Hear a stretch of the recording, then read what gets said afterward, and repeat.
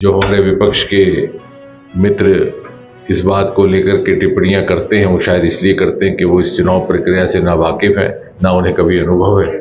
क्योंकि वहां पर अध्यक्ष कौन बनेगा, कौन पदाधिकारी होगा, उसका फैसला रसोई घर में ही हो जाता है या माँ बेटा डाइनिंग टेबल पर बैठ के कर लेते हैं। लेकिन इस तरह से कहा जा सकता है कि धन्यवाद डॉक्टर साहब, आप सभी दोस्तों का यहाँ अभिनंदन है। जैसा कि आप जानते हैं कि आज ये औपचारिक तौर पर आपको इसलिए आमंत्रित किया गया है कि विधिवत तरीके के साथ जो चुनाव प्रक्रिया संपन्न हुई है, उसके परिणाम स्वरूप जो नतीजे निकले हैं उसकी घोषणा भी की जाए प्रदेश अध्यक्ष को लेकर के, और राष्ट्रीय परिषद के अध्यक्षों के सदस्यों के चयन के लिए जो प्रक्रिया संपन्न हुई है उसके क्या परिणाम रहे वो भी आपके साथ साझा किया जाए।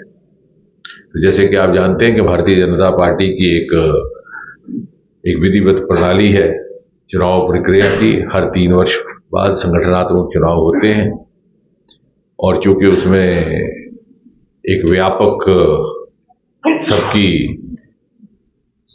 उसमें भागीदारी हो, इसलिए ये नीचे से प्रारंभ किए जाते हैं और धीरे धीरे मंडलों के, फिर जिला स्तर के, फिर प्रदेश के और फिर आखिरकार राष्ट्रीय स्तर के। और अक्सर जो हमारे विपक्ष के मित्र इस बात को लेकर के टिप्पणियां करते हैं, वो शायद इसलिए करते हैं कि वो इस चुनाव प्रक्रिया से ना वाकिफ है, ना उन्हें कभी अनुभव है। क्योंकि वहां पर अध्यक्ष कौन बनेगा, कौन पदाधिकारी होगा, उसका फैसला रसोई घर में ही हो जाता है या माँ बेटा डाइनिंग टेबल पर बैठ के कर लेते हैं। लेकिन इस तरह से कहा जा सकता है कि भारत की मूल एक राजनीतिक संगठन जिसमें लोकतांत्रिक मूल्यों का पालन जिस प्रकार से पार्टी के बाहर किया जाता है, उसी तरह पार्टी की आंतरिक कामकाज में भी किया जाता है, उसका नाम है भारतीय जनता पार्टी। आज विश्व की सबसे बड़ी राजनीतिक पार्टी।